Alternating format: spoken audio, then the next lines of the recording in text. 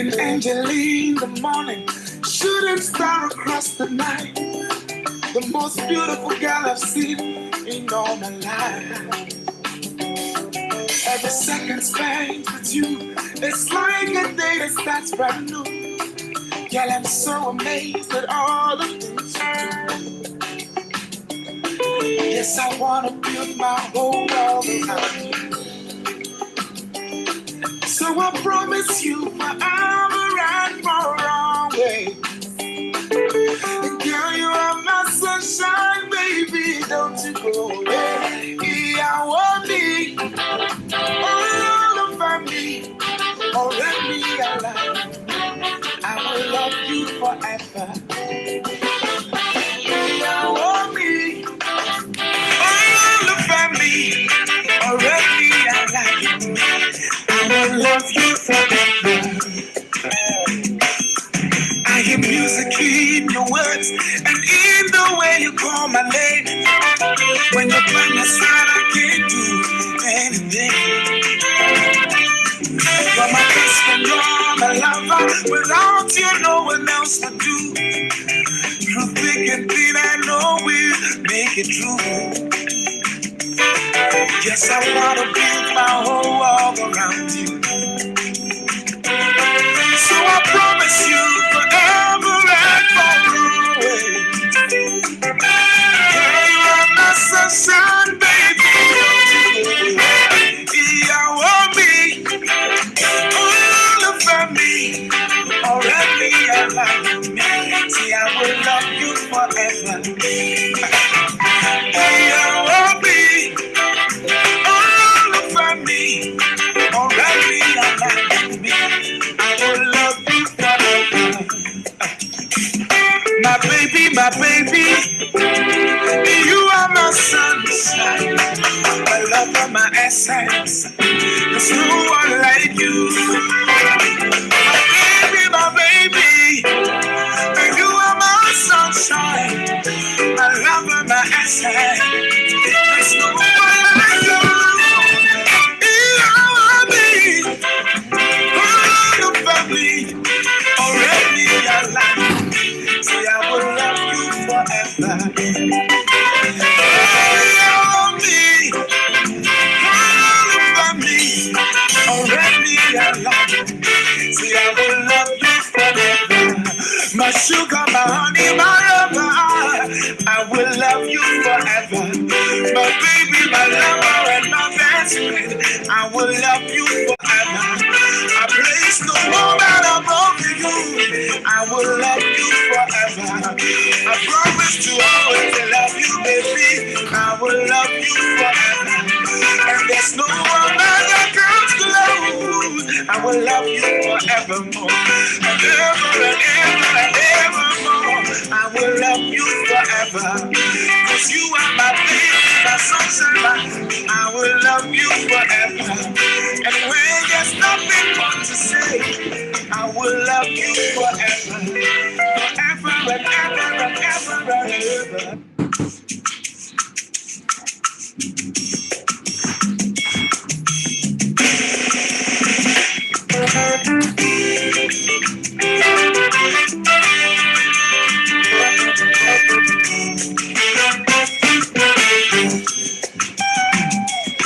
Like an angel in the morning. All right, good evening, everyone, and thank you for joining again tonight. We are still discussing the anatomy of relationship and marriage. We are in episode 14, and today we are looking at preparation. We discussed part of this preparation last week. I'm going to be discussing the remaining part of preparation this week and next week. Preparation. It's often said he who fail to plan to fail, and a proper preparation precedes perfect performance, but poor preparation precedes poor performance. The youth of this generation are faced with the great challenge of choosing life partner. Many have followed practices and not principles, and this has led to a situation where we have a very high rate of divorce and even paternity fraud in many marriages. So the goal of this program is to help everyone that will be part of it to get it right in this critical area of their life. You'll be learning some uncommon ideas about marriage in this series, but please note that these are based on research. They are based on principles. They are based on scriptures, even at some point on science and statistics, and they will help you to align with the current reality of our time. Some things that work in the past are not working in our days for obvious reasons. Something work in the past, even if you don't know much about marriage, you don't even know the implication of what you are going into. There are some of our parents that are married very young, where they know next to nothing about marriage, and for one reason or the other, they weather the storm. But unfortunately, that cannot happen in our days. That cannot happen in our days because of the peculiarity of our time. Many people are now impatient.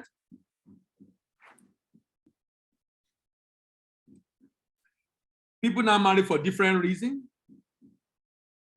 So many changes in our society that made what worked for our parents not to work for us. So we can't really use our parent kind of marriage to judge. If you treat your wife the way your dad treats your mom, not as a queen, but as a maid, not as an equal partner, but as a subject. If you try that in our days, you're going to have a very big issue in your relationship. But it works in those days. It worked in those days. They did it, it worked for them. But if you try it in our days, it might bring an end to your relationship. So it's extremely important for us to understand that the landscape is changing, and hence the need for knowledge to be able to understand what do we need to do to navigate these changes that is happening in our environment. So today I will be asking the question, what does it really mean when you say I do? What does it mean to say I do? When you say I do, what exactly does it mean? When you say I do, what exactly does it mean? Most couples and family are not fulfilled despite the comfort and convenience that some of them have because they do not understand the meaning of the proposal and acceptance they made after their marriage. When they make that marriage vow and they said, do you take this particular person as your lovely wedded husband and wife? And they read out all those criteria. And you say, I do. Many people don't understand what that word means, I do. For the brothers, the implication of proposal is that you are saying that this lady is the best of all the ladies in the world, and that you will treat her like a princess, that she is. You will be there for her. You will be her father. That is a covering, a protection, and a shield for her. That is what you are saying as a man when you say, I do. That out of all the women, that which is why it doesn't make sense when you begin to cheat, because you have said out of all the women in the world, this is your best. This is your best. Out of all the women in the world, this is your best. This is what you want. And when you say I do to this lady, you are saying you will be her father. You are saying you will be a covering for her. You are saying you will be a protection and a shield for her. You are saying you will treat her like a princess that she is. You're also saying that you will provide all her needs, even if she's not contributing anything to the family purse. Even though she's supposed to do, But what you are saying is, look, I will take care of you. And you are saying you will love her and also cherish her. You are saying you will be predictable. You will be a stable husband. You are ready to serve her. You are also saying you will be available to gist with her because you need to speak about 22,000 words every day for our hormonal balance. 22,000 words every day for our hormonal balance. You are saying you will be there for her to gist with her. That is what you are saying when you say I do. If you are able to do this and live with her this way, she will naturally submit. She will naturally submit. She will naturally submit. Because you are exhibiting love, and perfect love casts out fear. The fear of insecurity. Because there's no fear, she will naturally submit. You don't need to tell her submit. But when you begin to quote scripture for your wife on what she needs to do, something is wrong. How about the sisters? As a sister, when you say I do, or as a lady, when you say I do, what exactly are you saying that you probably are not even aware of? We've heard that of the brother, the implication of the word I do.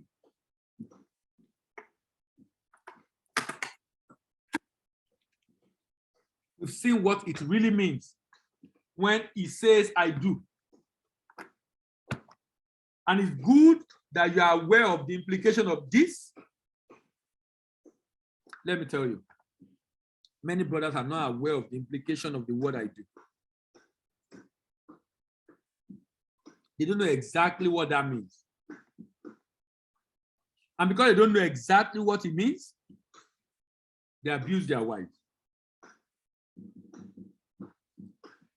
What you have basically said is, out of all the women in this world, over 3 billion women, this is the one you have found the most beautiful, most attractive, the one that fits your bill, because you actually went to her to talk to her out of everybody available. Let's talk about the sisters. The implication of your acceptance of this proposal is that you have developed yourself to be a helper, to help your husband. And that means you must be ready to adjust to your new home. You are also saying, when you say I do, you are ready to make him as your hero and also submit to his leadership. When you say I do as a lady, be prepared to submit to his leadership. Remember, we are discussing preparation today. You are saying, I am prepared to submit under your leadership. You know, I was talking to some of my colleagues some time ago that ladies are the most privileged, fortunate, luckiest when it comes to marriage. They are the ones that have all the options that they will choose from. They are the ones that have all the options that they will choose. So they are to choose. And the beauty is when you are choosing, you are to choose the man that you can submit to. The scripture does not say, wife, submit to every man on the street. No. The scripture says, wife, submit to your husband. That means not everybody you are going to submit to. You have to submit to your husband. That is the person you have said, I do to. So that means as a lady, you have the singular opportunity to be able to choose out of all the men that are showing interest in you, to be able to choose which of them do you think can really lead you? Which of them can lead you? Which of them are you willing to submit under his leadership?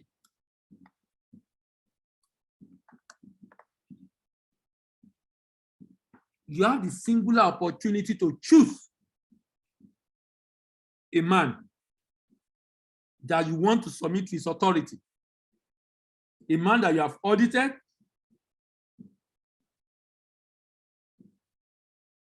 and you're okay with him, and you are willing to submit under his leadership. So when you say I do, you are saying I can submit.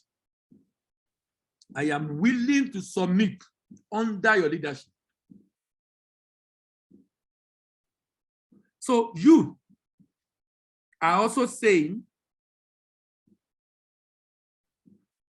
that you are emotionally and psychologically mature to handle the initial teething problem, to handle the initial teething challenges and misunderstanding that will occur between both of you when you are going through this adjustment and acclimatization.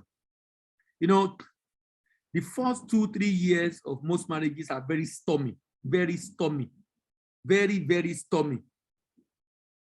And it's okay for you to have misunderstanding. It's okay for you to have a lot of argument. It's okay. The only thing that you must agree is that we are getting to know ourselves. You handle this phase with maturity as you get to know your husband or your wife. Let me give you an example. And some of those things you get to know about each other are just some peculiarity of your upbringing. When I got married, my wife came from a home where, I think I've used this example before, where they take care of husband, family, was a visitor, as in when they are giving you food, they pack big, big meat inside. I came from a home where sign of treating you well is not by giving you meat. So my wife will cook food and put the soup and plenty meat, and I will say, ah, no, no, no, it's too much. Can you reduce it? She'll be looking at me that, what's wrong with this guy? See the guy we are trying to appreciate and try to take care of, and is rejecting the care. What kind of person is this? The day my mom came visiting us, and she packed food, meat like that for her, and my mom said, no, no, it's too much. Come and reduce it. She was looking, oh, he runs in the family. He runs in the family. You know, so the upbringing already affected me. In our home, big, big meat in my home. It's not about the meat. Now, this is mundane, right? But you'll be shocked how men and women argue. This is where maturity actually comes in. To be able to understand that, put everything your husband or wife is doing into perspective and interpret it correctly. Remember, this guy came to you and said, I love you. So when he does something you don't like, not something to hurt you, but something that is based on the upbringing. For example, how you press toothpaste. Can you imagine? The husband and wife will be arguing the way toothpaste is pressed. Some will say, I can press it anyhow. Some will say, no, you must press it from under, let it go. Some will be fighting over remote. One person wants to work this channel, the other person wants to watch another channel. Some very mundane argument. If you are not wise as a lady or as a guy, you will interpret the wife is disrespecting you. The husband will interpret it that way, and the wife will interpret that, no, my husband is just being overbearing. He just want to lord you over me. I'm not a slave. I'm a stakeholder in this home. Oh my God. So you must be prepared emotionally and psychologically, both man and woman, both psychologically and emotionally mature to handle initial teething problem, initial teething challenges, initial teething problem, initial teething challenges, and misunderstanding that will occur between both of you when you are going through this adjustment and acclimatization phase. All these implications of marriage proposal and acceptance go a long way to tell you that there is need for adequate planning and preparation before you approach a lady to seek for her hand in marriage. Before you say I do, are you sure you are prepared?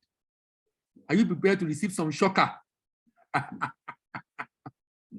often say that, look, if you are not ready to forgive if your husband or wife cheat on you, don't get married, please. Don't get married. Not because he or she will do it, but life happens. Life happens. Life happens. If it happens, are you ready to forgive? That means you're ready, you love this person so much that you are like Jesus Christ, who died for our sin. The Bible says husbands should love their wife as Christ loved the church and gave himself for it. So the kind of love Christ has for us is the kind of love we should have for ourselves as couples, particularly husband to the wife. Such that no matter what the wife do, you can express your displeasure, but you must be ready to forgive.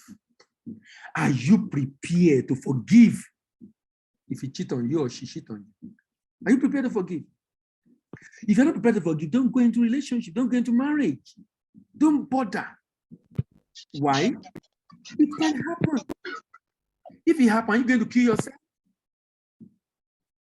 You're not going to kill yourself. Be prepared. Be prepared to handle some shockers.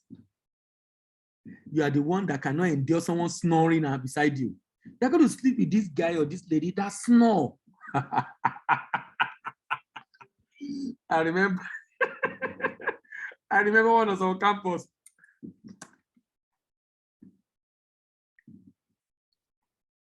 We have a guy. It was an 8-man room. That was in University of Ilorin before I came to Unilag. And the room is such that there is a veranda, a corridor.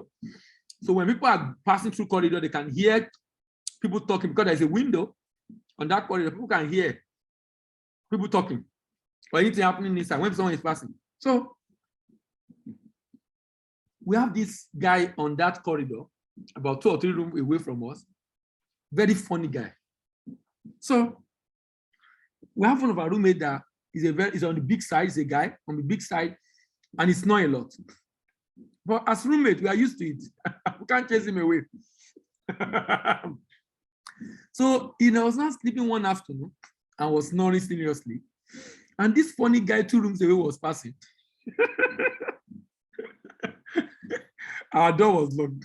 The guy came to knock. He said he's hearing one aeroplane. He said he's hearing one aeroplane inside our room. That we open the door. Want to come and see the aeroplane. Making that noise. We just ignore him. We didn't allow him to enter.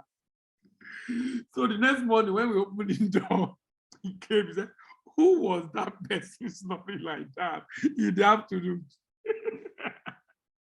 Everybody kept quiet. We didn't answer him. What I'm trying to say is that some people cannot stand people snoring when they sleep. You may be marrying a wife or a husband that snore. How do you want to manage that? And some people, when they sleep, their hand and leg will be fighting up and down, raising their. So in Yoruba, and they can just hit you. You can just hit you in the night.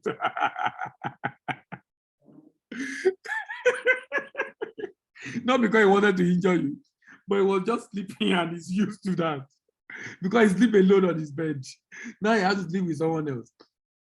What I'm trying to say in essence is this. Look, there's some things that if you cannot share your space, you can't share your wardrobe, you can't share your towel, you can't share your bedroom, you can't share your cream, you can't share your clothing. You are not prepared for marriage.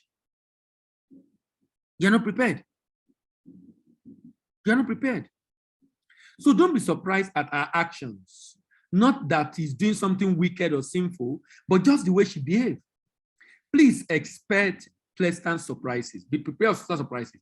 Remember that your Mr. or Mrs. Wright grew up in a different environment that had influenced our experience in life. And these have become part of our knowledge about life or how life works. This has consequently affected her belief system or his belief system. And this affects the things she values. This in turn affects the choices she makes or the way she makes her choices. And this leads to the action she takes or he takes. If you really think he or she needs to change, don't try to force the change on her, but create an environment to help her. Give her books to read. Teach her or expose her to teachings of people that can help her. Discuss about it. Pray together about it. In order for her to be able to change. Because to change that experience, she needs a different environment. You create the environment that will change the experience, and this will change the knowledge, this will influence the belief system, this will affect the values, this will affect our choices, and then our actions. That means you have a lot of work to do. She is the one that will have to do this herself, consequence of the environment you're exposing her to. Be mindful of the way you define him or her. He is not your ATM as a man, and she's not your sex slave or cleaner or housemaid or cook as a wife. You need to properly define your husband and your wife ahead. Your definition determines the way you see him and the way what he will become to you. If you define your wife correctly, the way the Bible defines her, you will have peace and progress in your home. Remember, we have defined husband and wife. The husband is husbandry. The wife is the kind of help that only God can provide.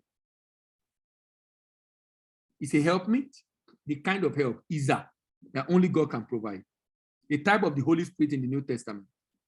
Here are some few examples of definition and principle of a successful marriage. First, God created a man.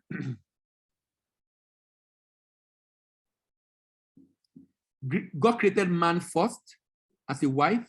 Your husband should be your priority. Your husband should have a first place in your life.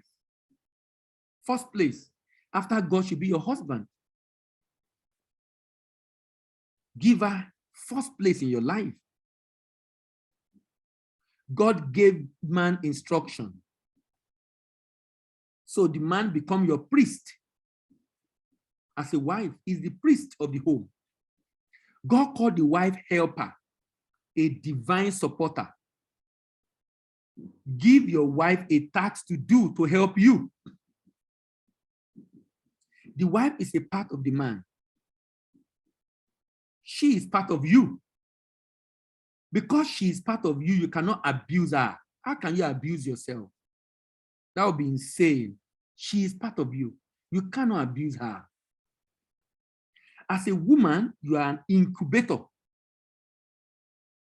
As a woman, you are an incubator.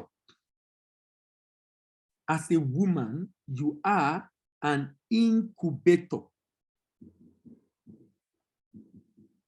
That means whatever the man gives, you multiply and give it back to him.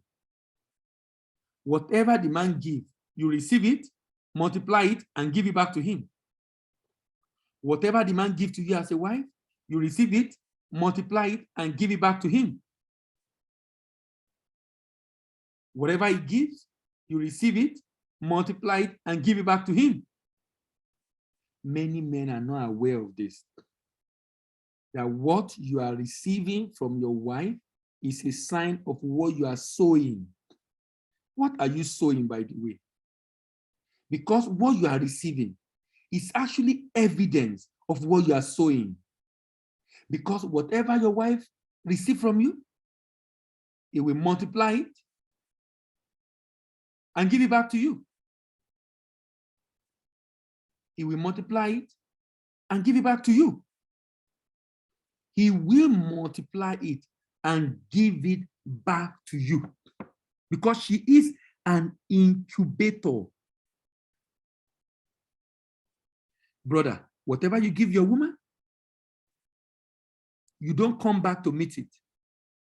It's because she will multiply it and give it back to you, either good or bad. So as a man, if a man gives the wife a seed in form of sperm, she multiply it and give back a baby. If you give the wife a house, she multiply it and give you a home. If you give her a smile, she multiply it and give you a laughter. You give her a word, she multiply it and give you a sentence. If you give her frustration, she multiply it and give you a hell. If you give her money for grocery, she multiply it and give you back a meal. What are you giving? That probably also is showing what you are getting. What are you giving? That probably is also showing what you are getting or why you are getting what you are getting. It's also important for you to know that your wife or husband have a love language. You must discover a love language.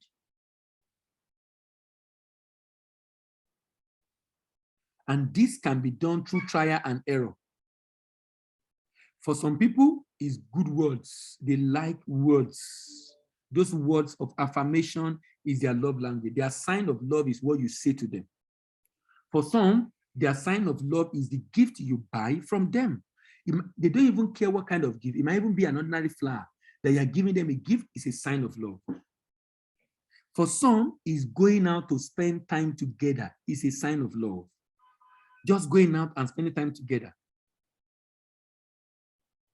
is a sign of love. What is your wife or husband love language? As a man, are you prepared to give compliments to your wife whenever she's dressed or just make her hair?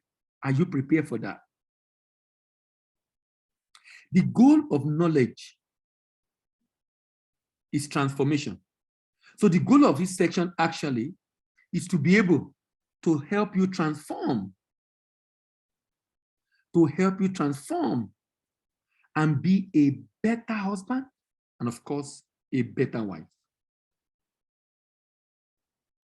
The plain aspect of marriage involves putting pen to paper to set timeline and tasks that you need to do ahead of your wedding. As you prepare for marriage, what do you need to do ahead? As a matter of fact, you need to put together individually by the intended couple. You need to put this together as an intended couple and then discuss it together and reach a final agreement. Number one, vision and goal. What's our vision for this family?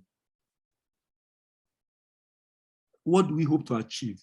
Remember, if your vision is to have babies and take care of them, you will achieve that in 1 year or 2. After that, there's nothing else to look forward to in that relationship because you have what you want already, babies. Your vision must be people-oriented. Your vision must be prayerfully crafted. Your vision must be penciled down. The vision must be your principal focus. The vision must be your principal focus. Number one, problem solving.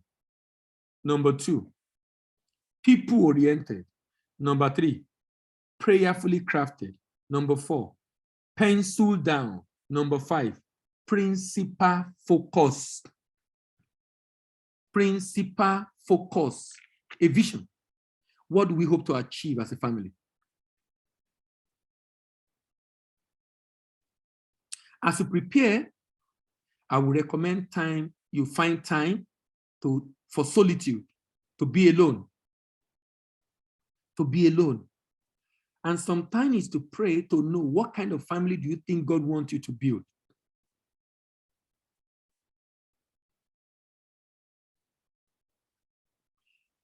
This is very important. Very, very important. Physical preparation is necessary.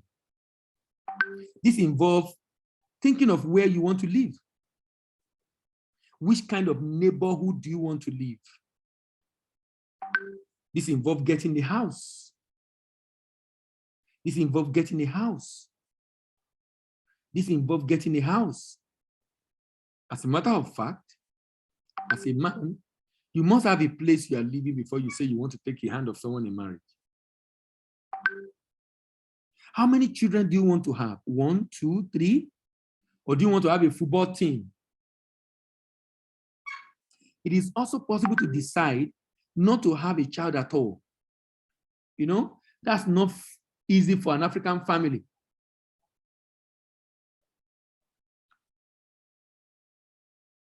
That's not easy for an African family.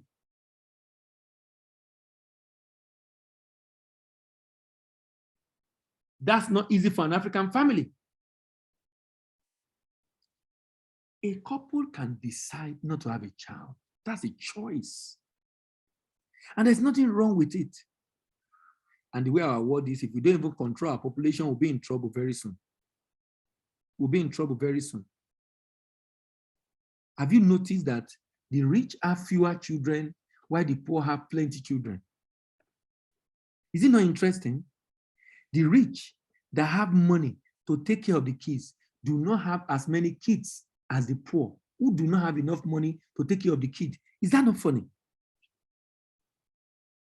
The rich who have more money to take care do not have more kids than the poor who do not have the money to take care of the kids.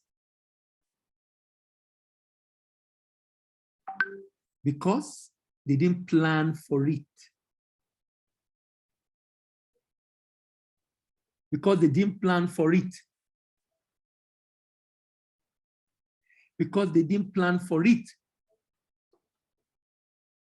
Because they didn't plan for it. Because they didn't plan for it. You know, people never sat down and said, okay, this is the kind of family we want to build. How about education? Education planning. Let me go back to kids. You know, I hold a view, and my opinion on this is that I think it's better that couples wait for some few years before they have kids. Maybe 2 years, maybe 3 years. And the reason is for them to get to know themselves and form a good team before they bring in a stranger to take care of, who will leave them after 18 years. And they will remain together when the stranger have gone. And they will remain together when the stranger have gone. And they remain together when the stranger have gone. And they remain together when the stranger have gone. That's why sometimes you see people divorcing after 20 years of marriage. Why? They are just getting to know themselves when the stranger they brought in, otherwise called children, have left them. They are now remaining together again. And some of them never discover themselves. They don't have what they want to do with their own life. They think their life revolves around their kids. Now their kids have gone. They can't even, the kid is even outside the country. The kid has gone far away. And they just suddenly realize that, look, I need to plan my life and live my own life. With this child, I'm just a steward, and I'm supposed to take care of the child and prepare him or her for our future. It's me and my husband that will remain when they are gone, and we can live our lives.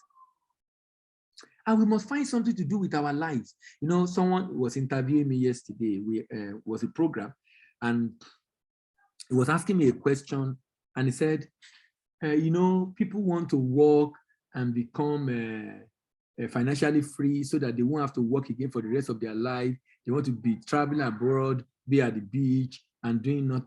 I said, me, I don't want to live that kind of life. I want to, because I believe breath is a sign that there's something more to conquer. Breath is a sign that there's something more to conquer.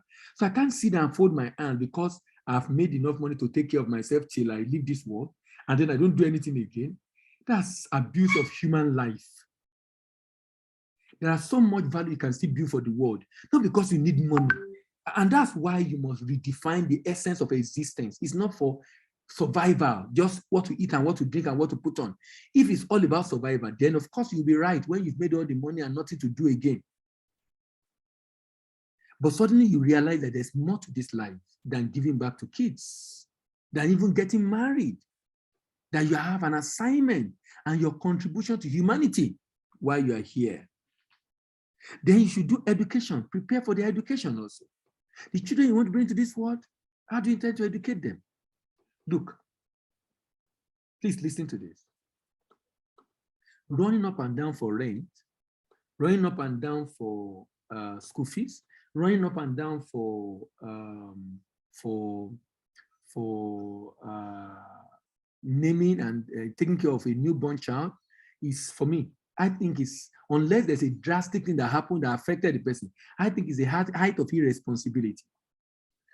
For a child, for your wife to give birth, you have 9 months notice. For the school fees of the child, you have 3 months notice. For the rent of your house, you have 12 months notice. There's no reason why you should not plan ahead. And you should not be also doing more than you can carry. You can't be earning a particular amount and your school fees of your child is more than your salary. It doesn't make sense. It doesn't make sense. You should also ensure you live within your means. But as your level increase, of course, you can increase your standard of living. But you cannot be carrying more and give yourself underweight. Someone said if you are having hypertension because of rent or because of school fees, it's because you are biting more than you can chew. You are biting more than you can chew. You are putting your children in schools you can't afford. You are renting out in neighborhood you can't afford. That's why you are under pressure. Move into that neighborhood when you can afford it, so that you don't put yourself under undue pressure. Please note that relationship and marriage is a serious business, and that means it requires adequate preparation for it to be successful. If you fail to plan very well before you get married, you might spend the rest of your life miserable.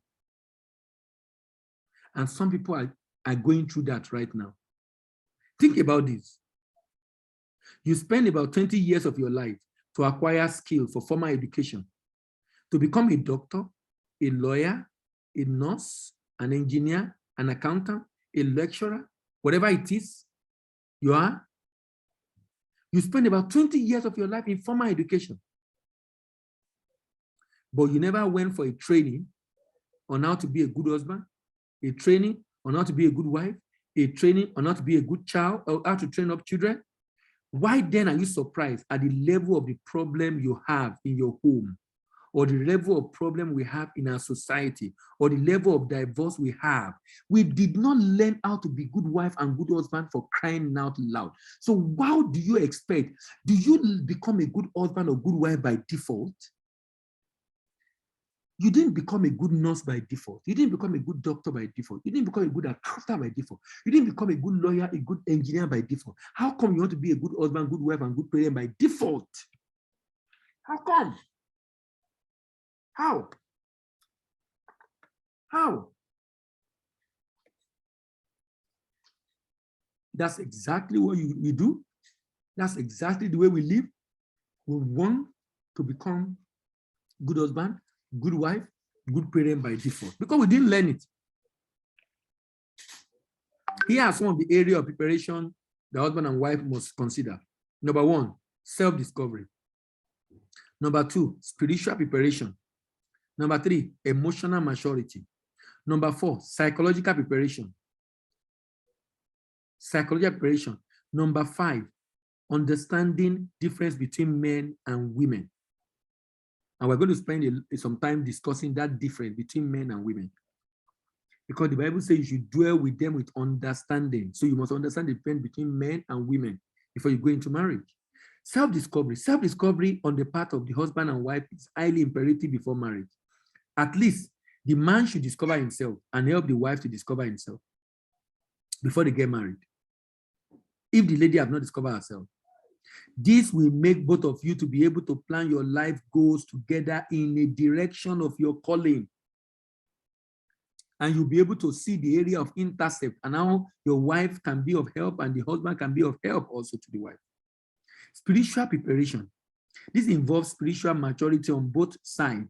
And this is very necessary in order to be able to prepare, to help you rather, to correctly discern who your wife or partner should be. And also keep yourself from fornication during courtship. Spiritual preparation. Emotional maturity. This involves ability to respond and not to react to situations based on your emotion, but rather it makes you subject your emotion to reasoning and your reasoning to truth before you act. Being able to put your emotion under control. Psychological preparation. This involves preparation of your mind to handle the differences between both of you and also learn to understand the reason why you do what you do, the trajectory of how environment affect action. Please note, husband and wife are equal partners in marriage, but one must lead the other, and that happens to be the husband. Your wife is not a schoolgirl, neither are you a schoolmaster. She's neither a sex machine nor a baby factory, but rather a partner in progress. Understanding the difference between men and women. This involves learning about the fundamental difference between men and women. The main factor responsible for major difference between men and women include the fact that the nature of men is such that the body, the emotion, the spirit, and mind of a man is separated, while that of a lady is intertwined. And I'm going to explain that in another episode. Men can live in separate parts, women cannot. A man can have a challenge in the office and it doesn't affect him when he gets to the house. A woman cannot. For most women, if they have issue in the office, it will affect their function at home. But a man can live in different parts. He can live in different parts. But the mind, the soul, the spirit of the woman is intertwined. One, what affects the soul affects the body. What affects the body affects the mind. What affects the mind affects the spirit. But for the man, they can be two separated. They can be two separated. That's why the way a woman perceives sex is different from the way a man perceives sex. The involvement of a woman in sex is too different. And we're going to see, I'm going to show you some pictures in the coming days, maybe in another 2 or 3 episodes more. I'm going to show you some pictures that thoroughly demonstrate differences between husband and wife. Thoroughly differences between husband and wife.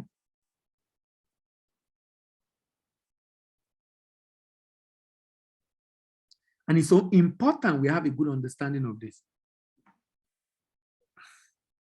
As I round off tonight, I would like to say that there are many things we need to learn and know about relationship and marriage. So many things.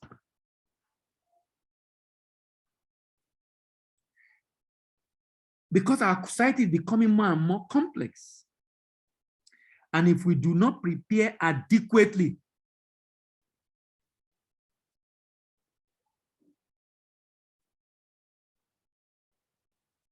we might have a challenge in our relationship.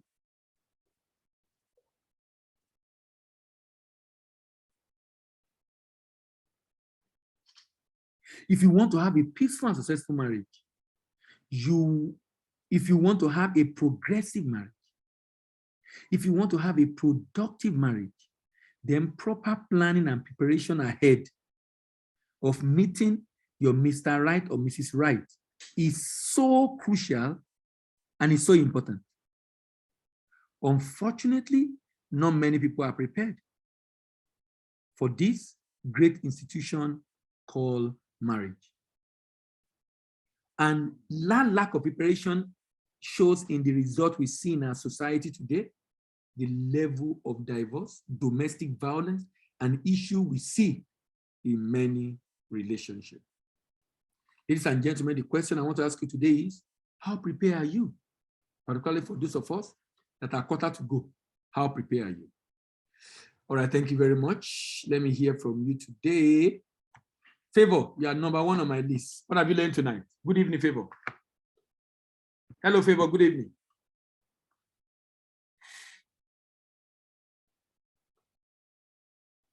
Hello, Favor, can you hear me? Okay, why wait for Favor? David. Hello, David, good evening, how are you? Hello, David.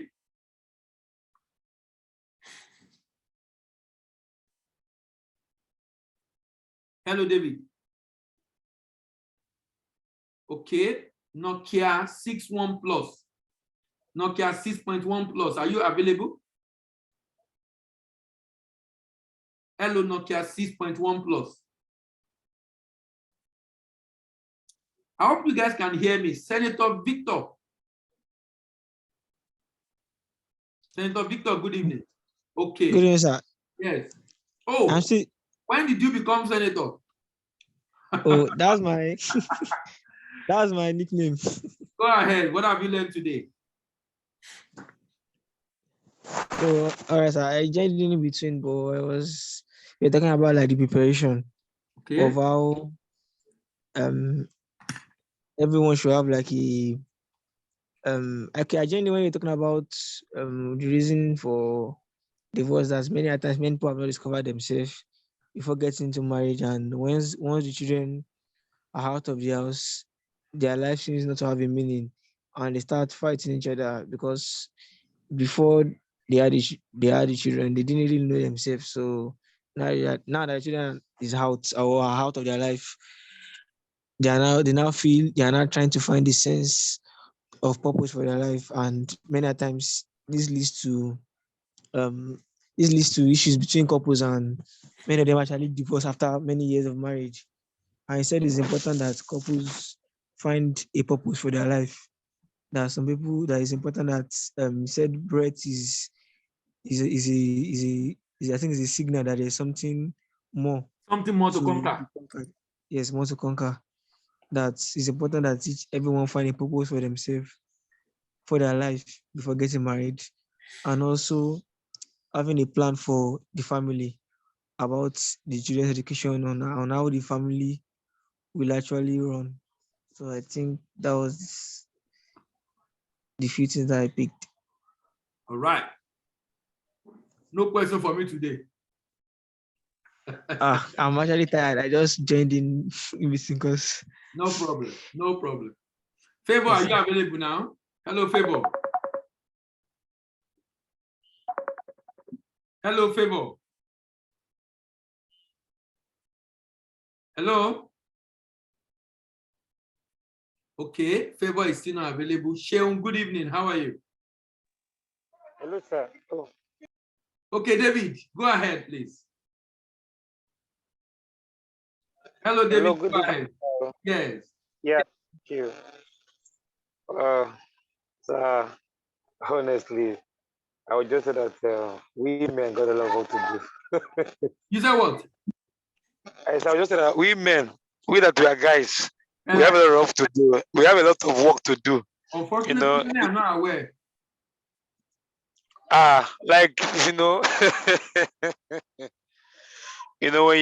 you're throwing the bomb at us like this, bomb, bomb, bomb, bomb, bomb. I say, Mr. Dele, I beg you, we don't plan this one, no. But the truth is that the needful need to be done. We need to do it. We need to learn it. We need to allow it to become part of what when you're explaining about the psychological part, the emotional part, understanding these differences between a woman and a man, between a wife and a husband is a deep topic. It's a very big topic, like a very deep one. No? Even when you are saying it, giving examples like this idea of as you said, I was very sure there was a time we had issue in the office. That's a female colleague. She do something bad, then I talked to her, and I don't. In my own mind, I think we have settled everything. You can't even believe that after like 3 weeks time, she brought that topic back. That what I did that she don't like it. I said, me, I don't forget everything since I don't even know how I offend you. It makes me understand that we really there's a lot of differences. It's too much. We just have to start learning very fast so that we'll not get in there and it not look like a surprise to us, or kind of we can't cope with it. Another thing that I pick again is that the fact that you speak to that girls, or the women, you should find someone you can respect. At least if you can respect all the woman outside, but make sure if someone you're getting married to is someone you can be submissive to, that you can respect. And we guys, we should also find someone we can love, that we can care for unconditionally without looking for your half help or looking for someone to come and be cooking and stuff like that, you know, is a no kind of feeling for me, a no retention for me that at this point, you know, don't just get married because of some reason that don't really, like, it's not really crucial. Because at the end point, if those things are not more existing anymore, you will see that something is missing actually. So I really learn a lot, and I'll keep learning. And I pray God will, you know, God will give us more wisdom to keep them, and as we grow. Thanks so much. I so much appreciation. All right, thank you. Thank you very much. Yeah, Sheung, are you available now? Good evening. Good evening, sir. Good evening, sir. Well done, sir. Good Yeah, evening. I learned a lot. I learned a lot from the lecture, and one of the things I learned that struck me is that when couples get married, they should avoid maybe having baby immediately. Maybe they wait for 1 year or 2 years before trying that, so that they can understand themselves. So I think it's very important, because in marriage, knowing oneself, understanding oneself takes time. Yeah. And it's not easy. And it's also a continuous thing. Yeah. We can't know somebody even for a year or 2 years. Yeah. One keeps adjusting, forgiving, Yeah. you know, adjusting, you know, talking, communicating until one is able to sort out differences. So, but I see that marriage is something that one should be matured before entering, and one should endeavor to make sure that one keeps reviving and refreshing oneself on some of the things that will make the marriage blissful. So I really learned a lot. Thank you very much, sir. Thank you. Thank you very much. Thank you for coming. Toria, good evening. Hello, Toria. Good evening, sir. How are you? I'm fine, sir. Yes, thank you very much again, sir, for the session. Um, for me, I would just summarize the summary of everything is that the issue of relationship and marriage is something that we have to be very, very intentional about. Yeah. Because it's not just about the butterfly feelings, just like my generation will paint. Because whenever they get into, want to go into relationship or they want to marry this person, they are all about what they feel at that point in time. I love him, I love him, I love him. Because that's what we see most times in relationships. So that when they get into it, a year, 2 years, the whole thing just crashes, and they go into divorce and all of that. That's because they never really understood what the marriage actually entailed, and they didn't even really know what they are meant to do inside the marriage. They just enter there for the feel of it.